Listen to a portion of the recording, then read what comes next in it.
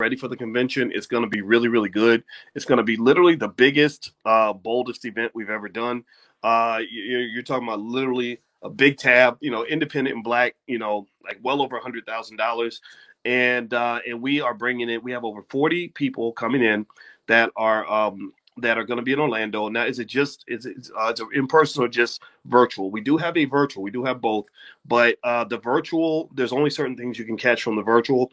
The in person, the reason we're doing an in person event, because remember, all through the year we have lots of virtual events, and we did a ton during the pandemic. But this in person event is the one that allows us to really dig into one of the most important ingredients in building community and building Black wealth, and that ingredient is called love. Love is everything, and love is something that's easier to feel when you're in the same room, when you're in the same space. And why do I point to that? Well, because Black love and the ability for us to love ourselves and love our community and love each other, um, that's the glue. That's the glue that brings things together. Like I've been doing business with my brother for many years, and I don't care how much money we make because I love the dude. That's it. And I have team members, that are super loyal, and I'm loyal to them because we just all love each other. And so that those bonds, forging those bonds with each other, is why you want to do in-person events. And now that the pandemic's clearing up, last year we did the All Black National Convention virtually, and it was successful. Lots of people came, but I really wanted to come together in Orlando. That's why we're doing it that way. The hotel is super nice. It's luxurious. It's the Omni Hotel. 9 restaurants, Disneyland, or what Universal Studios is right down the street. We have a whole curriculum for children, so it's very, very child friendly. Also, we're covering pretty much everything that we think Black people need. With the number one thing that drives all of this is solution orientation, right? We're not bringing in people because they're famous. We're not bringing in people because they know how to hoot and holler and give a good speech. Some of them do, but that doesn't, Black folks have been giving good speeches since slavery. A good speech doesn't do much more than just, give you some good words that make you feel good. You can get that from your pastor at church. We're looking for people that want to solve problems. They can solve problems, that are ready to, figure out the solution and execute the solution, because we're building the future, right? So the URL is allblacknationalconvention.com, and that's where you can take a look. If you have any questions at all about anything, if you bought a ticket and you want to change your ticket or anything like that, go. You can write this email down. Somebody please type this in. It's support@theblackbusinessschool.com. Support@theblackbusinessschool.com. So write that. I'm gonna say it one more time. Support@theblackbusinessschool.com. We have an excellent support team that is waiting, just sitting around waiting for you to reach out. If you have any questions, if you ever hear about anybody that says, "Oh, I did something with the Black Business School and it didn't, no, I didn't hear from anybody," give them that email address, support@theblackbusinessschool.com, because we've got people waiting. So sometimes what might happen is somebody might email the wrong address. They might email support@boycewatkins.com, or they might, reach out, and miss something in the email. But we're there. We're on top of it. The team is extremely competent, and I'm very, very proud of them. And the last thing I'll throw in there is we were sitting around and we were actually thinking about some fun things we added, not just speed dating. So if you're looking for a good relationship with somebody that has similar values, which is extremely important for dating and family building and all that stuff. We are doing speed dating because, my wife is a hopeless romantic and a relationship expert and a relationship therapist. She really wanted to do speed dating. So they got together as a team and they put together a speed dating thing, but also the speed networking. So if you're not looking to hook up with anybody, you're in a good situation. There's also ways that you can form business relationships with others as well. And then we have the fancy night. We have the B1 ball, where at the ball, that is a VIP ticket, because it's expensive. It's like more expensive than our wedding was, and so the menu will be chicken and salmon, and along with the vegetable and the starch. I can't remember exactly what it was, and the dessert. And we're gonna have an award show. We're gonna have Victory Boyd, who is gonna sing the national anthem at the NFL season opener, but she backed out actually because they told her family that she had to get the jab. And her family said, no, thank you. So they walked away from tens of thousands of dollars for what they believe in. You don't have to agree with what they're doing to admire their courage. And so she's going to perform. She's I mentioned her before. She's such a great singer that Jay-Z heard her sing and he signed her to Rock Nation right then. He signed the whole family to Rock Nation. They're all Rock Nation artists, so they're going to perform. We got a jazz band performing. We got some great rappers like Jay Ortiz and D1 coming by, Akila Nihonda, etc. And we're also going to give out awards. So we're giving out like the Black Excellence Award, the Man of the Year Award, the Woman of the Year Award, the Black Business of the Year Award. We're giving out a Youth Leadership Award to our young people who are doing it great. Last piece I want to throw in there, and then I'm going to be done talking about it for now. Allblacknationalconvention.com. That's the URL. Allblacknationalconvention.com is one little point is if you are a college student or you know college students that want to come, college students, if they bring a valid student ID, they can get in for free. College students can attend the conference for free because, and the reason I'm doing that is because we really need those young people to be involved in the movement that's going to build the next generation. When you're building out a multi-layer, multi-generational legacy, you must do everything you can to empower and train the next generation to execute at a high level, right? So the young leaders are more important than you and I because we're going to be gone one day. They're going to carry on all this legacy, all this Black excellence that we're putting in the air. They're going to be in these training sessions. They're going to be watching these videos 100 years from now. I want to make sure that they're ready for the future. So if you're a college student, or you know one, and they have a valid student ID, they can come to the convention for free.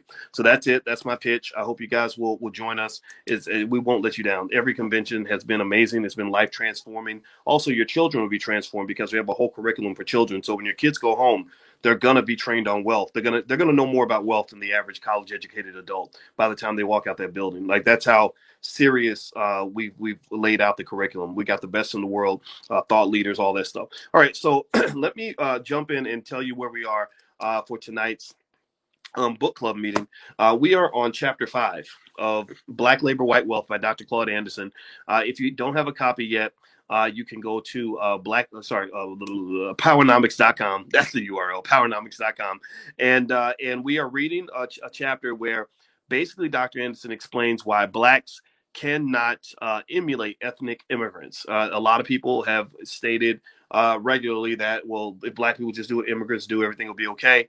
Dr. Anderson makes an argument to say that's just not the case. And I think that's an important point to make, given that if you talk about the disparity in terms of resource allocation, you guys know what's going on in Afghanistan. They just spent $6 billion bringing Afghans over here. And I did the math. I think I could, from the numbers I saw, it was something like $200,000 per person or something crazy. It was a really high number. And I said, whoa. So, my thing is that we were here first. and we built this country. Black labor did translate into white wealth, and I think that we have to push ourselves to the front of the line. And it doesn't mean we have to hate anybody to do this.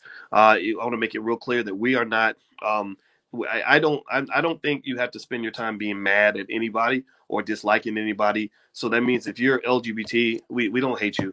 It's just our particular belief system is that your sexuality doesn't have to be the first thing I know about you. I want to know you as a human being. I really don't want to. I don't need to know what you're doing in the bedroom. I'm not going to judge you on that. Don't judge me. It's what it is, right? So I think that it's real clear to understand that the B1 philosophy means that we're just going to be Black first. Anything that they're laying out there to divide and conquer, we're going to do our best to avoid that, right? And we're going to do our best to utilize the superpower of empathy. Going back to that word love. Remember, we started talking about love. Love is the most powerful force in the universe. So love is love. If I love you, that might also mean that I want to empathize and connect with you. I want to understand you, right? So that means that if I voted for Biden and you voted for Trump, I'm not going to hate you for that, because you're my cousin. Like I've been knowing you since you were 10, or 5 or 1 or whatever, right? So rather than me saying I'm not talking to my cousin anymore because he voted for Trump, I say, you know what? That's my cousin. I don't care who he voted for. My cousin has the right. He has a sovereign right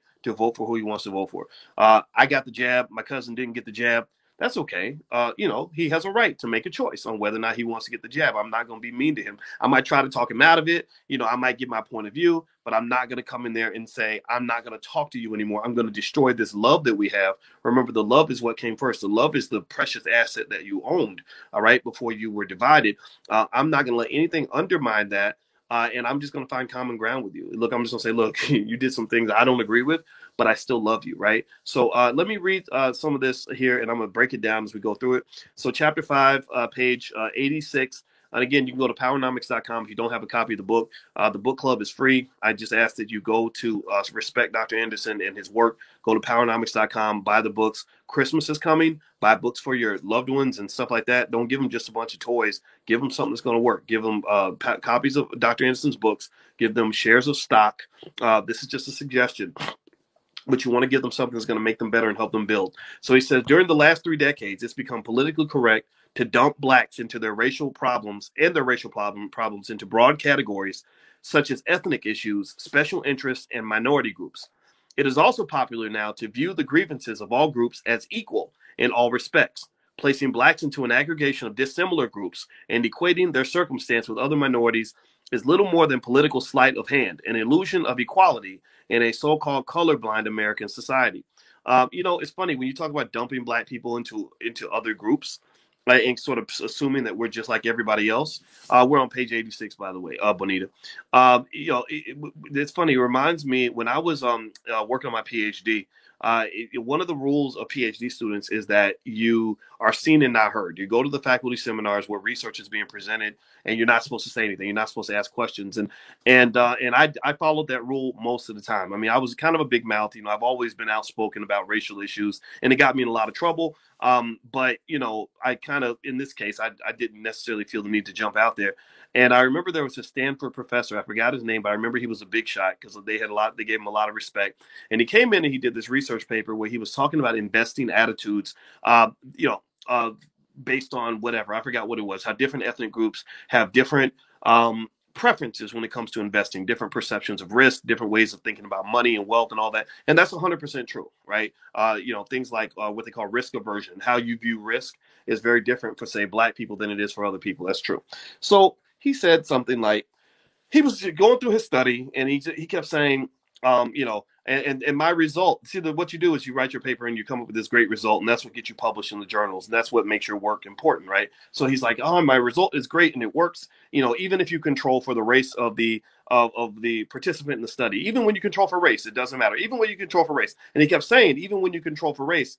And I remember thinking he didn't really control for race, right? Because I knew the fundamental underlying assumption of his statistical model was that either you were white or you were non-white. He broke people into 2 groups, white and non-white. That's it, right? And I sat there and I said, and then I couldn't help it. You know me. Sometimes my mouth gets me in trouble. My mother used to say, "Boy, your mouth will either make you great or get you killed."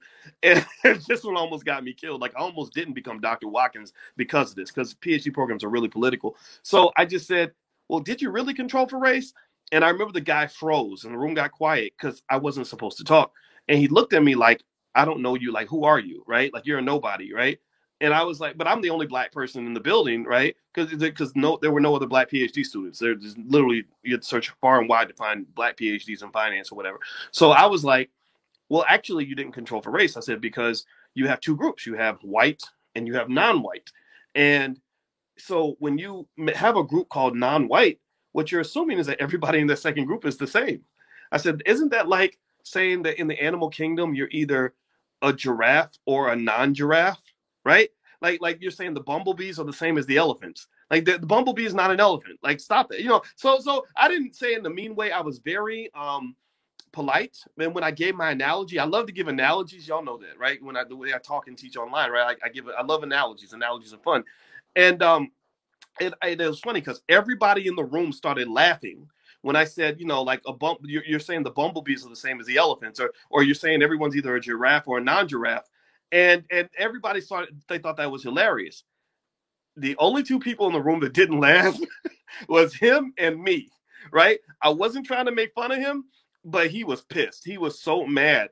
And afterward, all he did was he talked to like my bosses and like, was like, who is this guy? And he, like I had embarrassed him. But I'm sorry, I can't apologize because I'm smarter than you. I know you're a Stanford professor and I know that you're a big shot, but you messed up. Like this was wrong. So long story short, it was like a big mess. And it really got to the point where I really got a lot of nasty pushback. And I just told my chairman, I said, you know what? I'm not coming to any more of these seminars because you don't want to hear my voice as a black man. You can't respect me. Then I'm not going to show up at all, which that was in my crazy young protest phase. But long story short, That's kind of what they do to us in politics. They do exactly what that stupid Stanford professor did. Now, 20 years later, I know that I was right. He was just mad that I was right. But they do what that stupid professor did, where he was a smart guy, but in this particular case, he was stupid. He was racially insensitive because he was basically saying black people are the same, as every other group.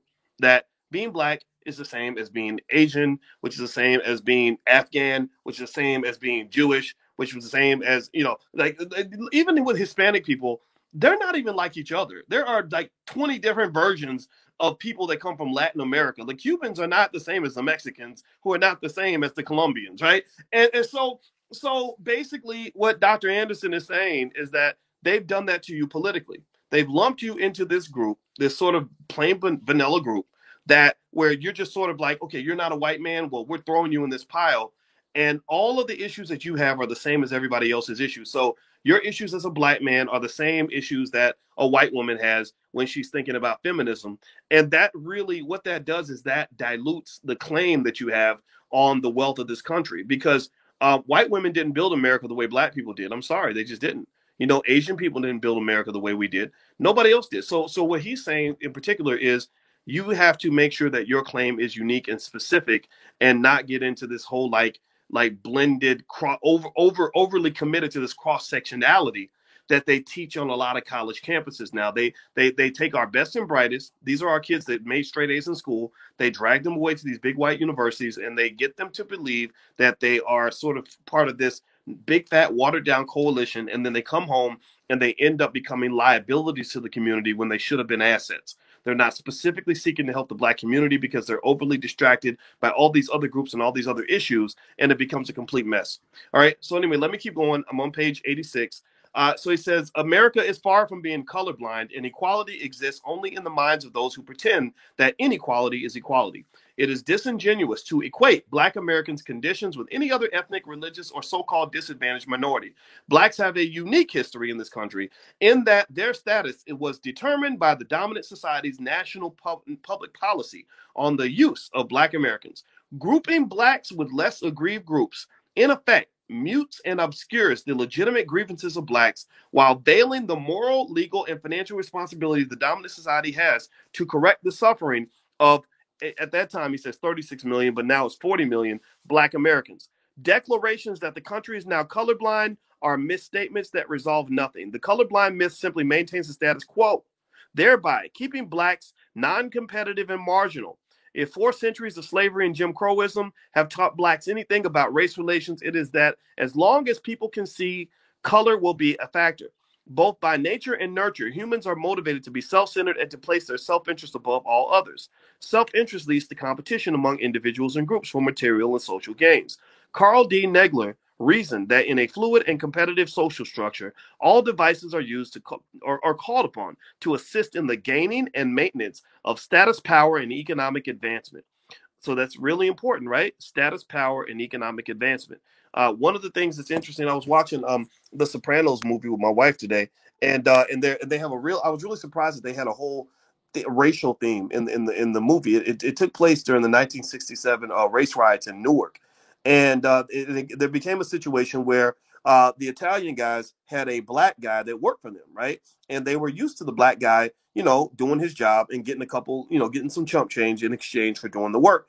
And they didn't understand what they felt betrayed when the black guy was like, no, actually, I want to be the boss, right? He went to a couple of Black Power seminars and stuff and got pumped up about, understanding the importance of ownership and control. So he started going head to head with them.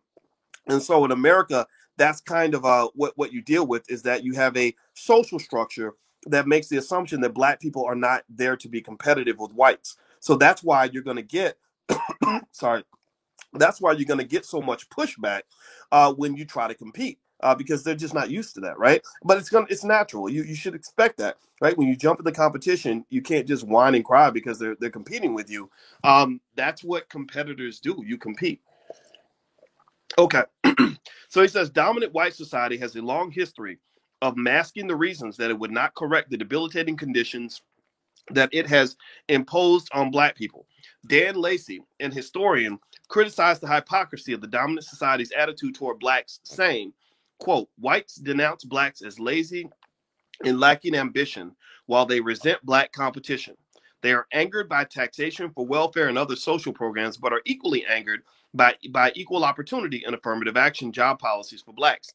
They mock the lower academic achievement of Black children, then assign the best teachers, materials, and financial resources to white schools in the suburbs. Now, my 21st century solution to all of this is what I call the Black Core of Three. Well, we talked about this before. Black Core of Three says that in order for us to be empowered, we must educate our own children, create our own jobs, support Black businesses.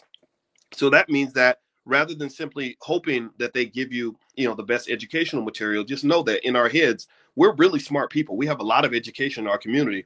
We can educate our own kids. Mary McLeod Bethune built schools with a book and a building. That's all she needed was a book and a building. And she educated Black kids better than any white school ever could. Because again, going back to that theme, the word for tonight is love, right? She loved those kids. When you love something or you love someone, you go harder and you go further for that thing or for that person than you would otherwise, right? So one of the things that the system is lacking when it comes to your children is it's lacking love. They don't love your kids, right? They love their kids, right? And that makes sense, right? Because you don't love their kids. So why should they love your kids? Why are you mad that they don't love your kids when you don't even love their kids? What you probably want to do is understand that when he's talking about two major areas, when you talk about the delivery of education and the delivery of economics, all that can be done within the community and within the family. Period. That's it. And really, this is why things like Project 2070 are so important. By the year 2070, and that's really a long shot. Really, you could do this by the year 2050. If you give your children that economic infrastructure now, like you start investing for them now and give them assets now, with things like the $5 a day investing program, stuff like that, which you can pick up a copy at the allblackagenda.com. Then what happens is when your child hits adulthood, they're not they're not starving. They're not sort of struggling. They're not sitting there buried under student loans with no income where they have to go to work and they have to send their kids to a public school. Instead, they can say, because you've trained them right, you've trained them on all the things that matter. They would, your daughter gets to be 26 and she marries another B1 kid, in the year 2055. And so both of them have parents that did the $5 a day investing program. So each of them is walking into the relationship with assets. Each of them is walking in with $300,000 liquid, inflation adjusted, right? So they've each got $300,000 liquid. They don't just have money, they have a lot of skill and know-how in two key areas. One is how to grow that money and how to make money through, say, a family business, how to operate together as a unit with love. See, there's that word love again, right? Where we have a structured household where there's plenty of love and we're working together on some sort of family business that generates our income that's independent from the system. And then two, they're able to educate their own kids because they can afford to stay home from work because they have an endowment. You've endowed them, right? Their family isn't just a family, it's an institution. The family is one of the most important institutions in our society. Every institution needs an endowment. So because you've endowed them way back in 2021, you endowed them. So in the year 2055, they're ready. They have an endowment, just like Harvard University has an endowment. Major corporations have an endowment, right? So you've endowed them. Now they can stay home from work. They can build their family business.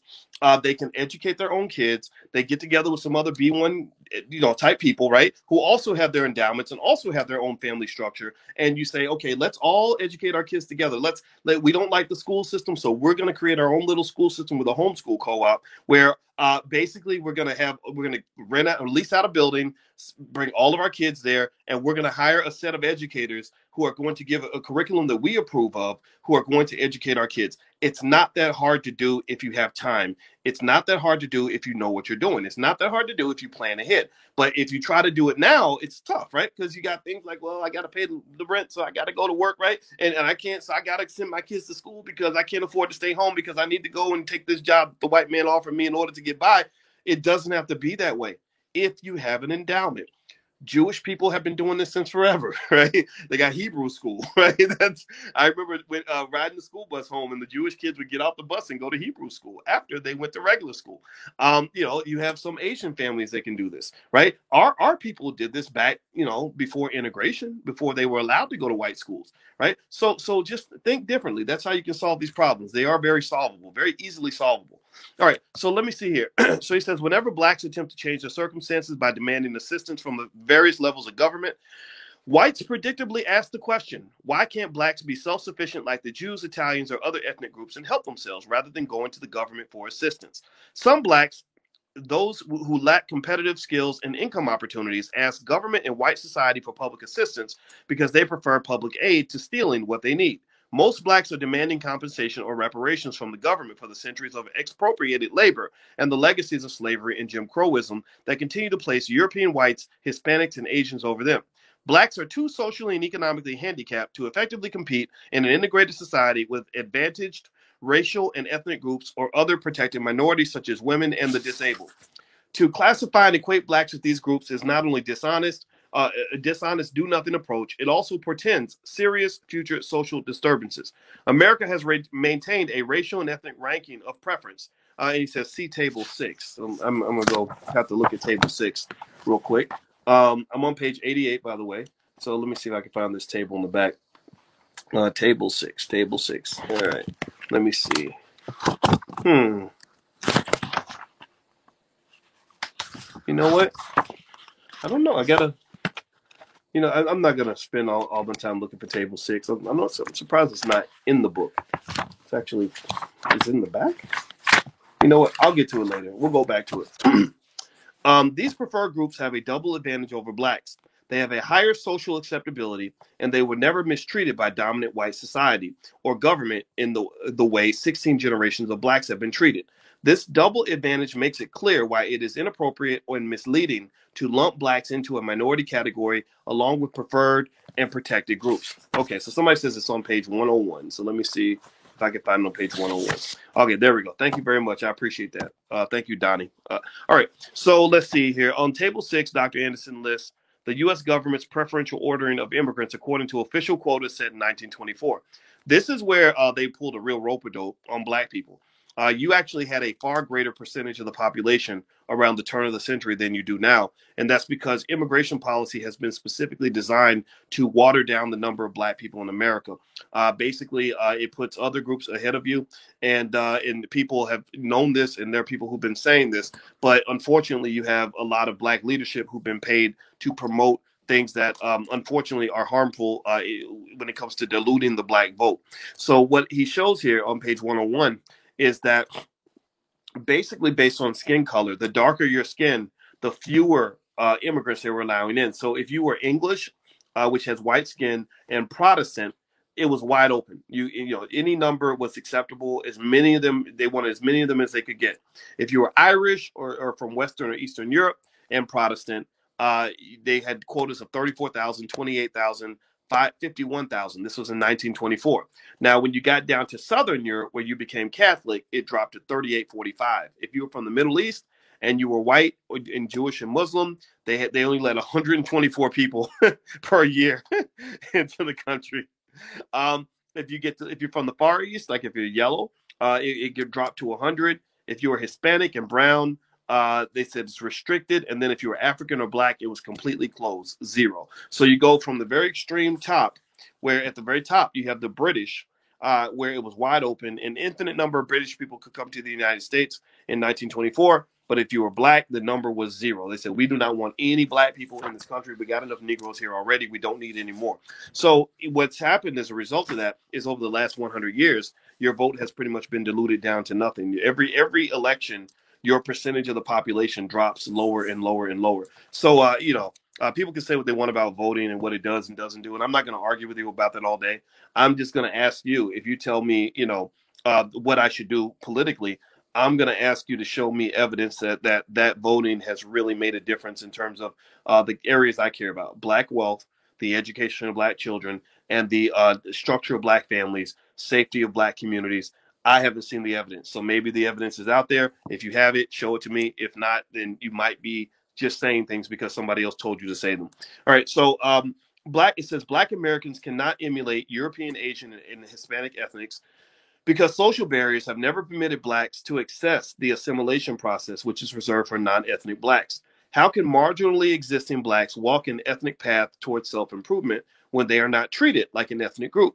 And even if they were so treated, both the government and the majority society would continue to allow an unending flow of new ethnic immigrants to preempt blacks in the assimilation process, just like with Afghanistan, right? The 6 billion toward, to bring in the Afghans, and nothing like the reparations conversation is completely ignored. That's not even. I don't think that's a discussion. Like that's not even something that is even being addressed on any level. I haven't heard anybody from the Biden administration even talk about it. So let's see here. He says, yet these more recently arrived ethnic groups have been assimilated and blacks have not.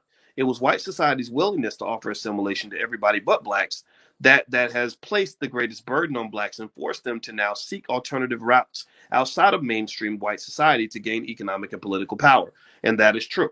I'm talking to you right now from a platform in a space that is non-mainstream. I have no interest whatsoever in trying to be mainstream. I don't want to be on TV. I don't want to work at a big white university because I've done those things. I was on the faculty of Syracuse and blocked it at every step of the way when I tried to do things that I knew were really going to solve problems for black people. I wasn't working for black people when I was at Syracuse. I was working for white people. And so in order to really work for black people, it's a little bit tougher. You got to get off the grid a little bit. But what I'm hopeful for is that maybe within one generation, we can develop infrastructure where working on behalf of black people isn't such a horrible, I won't say horrible, but such a difficult sacrifice, right? And so that's my dream for the future, that being black ain't going to be as hard as it used to be. So it says, yet these more recently, wait, so let me see here. He says, how fair is it to ask blacks to emulate other groups when nearly 100% of blacks' ancestors were in America before nearly 100% of the ancestors of today's Jewish, Italian, German, French, Japanese, Chinese, Irish, and Hispanics? Yet these more recently arrived groups have been assimilated and blacks have not. It was white society's willingness to offer assimilation to everybody but blacks that has placed the greatest burden on blacks and forced them to now seek alternative routes outside mainstream white society. I already said that. In addition, it is not possible for blacks to emulate ethnic immigrant groups because those groups have always had options to help them rise from one social class to another after they arrived to America. Immigrants were never burdened with the experiences or the legacy of slavery and Jim Crowism. They came to America with hope and a belief that the situation would be better than in their country of origin. Centuries of immigrants have entered this country believing that it was the land of unlimited opportunity where a person was free to achieve and go as high as his skill and God given talents would take him. As Asians and Hispanics find places in the economy, they are allowed to move upward on social and occupational ladders, says historian Andrew Hacker in his book, Two Nations, Black and White, Separate, Hostile, and Unequal. Blacks had no such options. 16 generations of blacks have been denied such a reality. Blacks continue to dream of integration as they spend their time and resources fighting for basic civil rights and the first class citizenship that every ethnic immigrant has when he enters this nation. On the other hand, ethnic immigrants and other minorities have directly profited from the marginal success of the Black civil rights movement that opened doors in the areas of employment, academics, and housing. The Black movement, in its various efforts to establish affirmative action, eliminate discrimination, and seek economic parity, has drawn most of the fire from a disapproving, reluctant white society. When forced to make a civil rights accommodation, whites have hired women, Asian, and Hispanic ethnics and the handicapped ahead of blacks.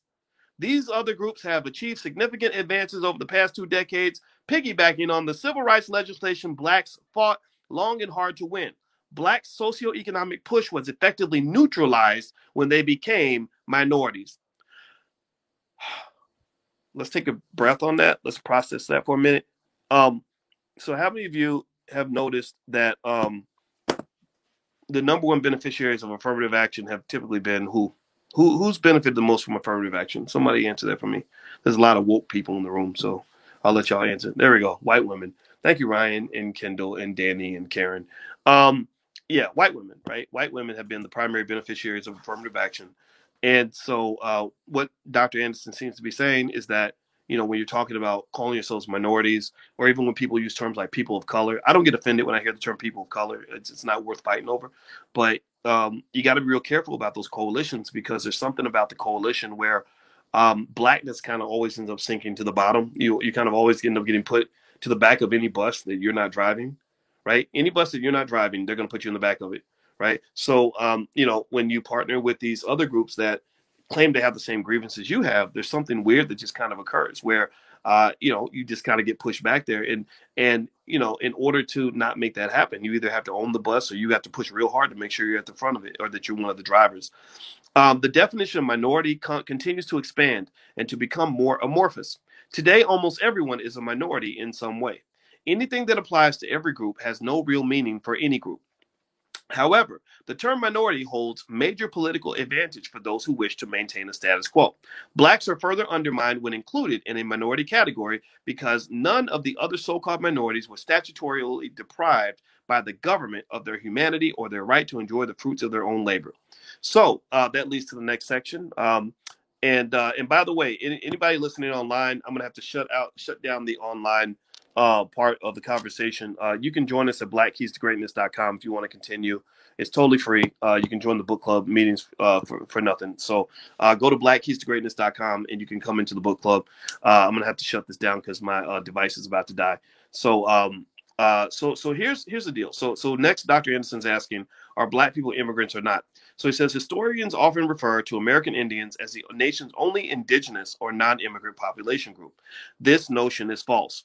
If American Indians are America's only non-immigrants, then that would make blacks immigrants, which they are not.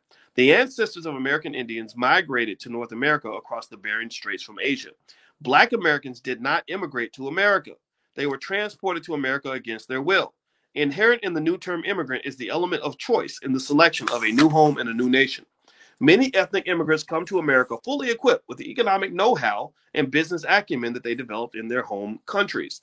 As required by U.S. immigration policies, many are well educated and have professional trades. They have business experience and access to products and industries in their mother country around which they can build businesses in this country. They have boundless hope and competitive motivation to succeed in this land of opportunity. Their business contacts and products may be related to importing ethnic foods, arts, and craft products or exporting American products to their home countries. Most Black businessmen have limited business experience and few cultural products to market. For the most part, they do not have family, friends, or natural business contacts in Africa. European, Asian, and Hispanic immigrants come here with contacts in their countries of origin, which they often use for commercializing their culture into business opportunities in America. Few legal immigrants in modern times have come to America impoverished. Many are people of material and social substance at home, particularly those that came as political refugees, forced to leave behind businesses and careers when crisis suddenly hit. Even if they are forced to start over, they are equipped to do so. Many enjoyed assistance from the U.S. government through legislated refugee programs for groups such as the Cubans, Vietnamese, Cambodians, Hungarians, Koreans, Afghans. He didn't write Afghans, but I'm going to add that in there. That's going to have to be in the next edition. Others received assistance and aid from the CIA and the U.S. State Department when they arrived. The immigration process encourages ethnics to develop and control their communities. While Blacks are seeking to build their businesses around the integration process, ethnic immigrants are more nationalistic in their practices. That means that they put themselves first. They they get to sort of separate. They're not trying to sort of blend in with anybody and everybody. Okay. So let's see here. They do not buy into the melting pot myth. Understanding the principles of the way this country's economy works, they seek to create specialized niche economies around their culture within the larger framework of the national economy. Immigrants are not opposed to venturing into other racial or ethnic communities to take advantage of wealth building opportunities, but they keep their own community relatively closed to outsiders. This is true in the Little Italies, Chinatowns, and Little Havanas in this country. In Miami, Florida, for example, Cubans control the number of non-Cuban businesses going into their communities of Little Havana and Hialeah. Unlike Blacks, ethnic immigrants practice a business home rule that says, I got my neighborhood, now I'm going to get yours.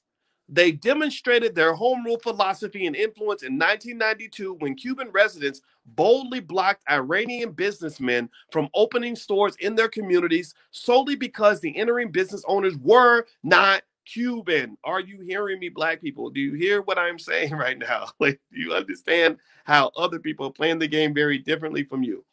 All that kumbaya, we'll let anybody in and come take our money stuff. That's just not how the world works. Like people don't do that if they want to protect their families. That's just, just not fun. It doesn't seem very nice, right? We like to be nice to everybody. We like loving everybody. We like saving everybody. And it's okay to love, but I got to love my own people first. So your love is okay. You've just been taught to love in a self-sacrificing sort of way. So let me keep going. As the major business owners in black neighborhoods in the Miami area, Cubans own most of the bars, liquor stores, grocery stores, automobile parts stores, banks, and gas stations in black neighborhoods. Cuban business owners take capital out of black neighborhoods, but will not allow non Cuban businesses to set up and take capital out of their communities. Clearly, they understand the power dynamics of group economics. Blacks do not. There we go. I'm dropping my pin on that, and I'm gonna because I gotta actually use the bathroom. And so everybody who's actually listening online, I'm gonna have to shut this part off. Hit the thumbs up button, please, if you haven't done it yet. Also, you can go to blackkeystogreatness.com because we're going to do the second half of the book club meeting. So feel free to go to blackkeystogreatness.com. You can get access to the book club for free.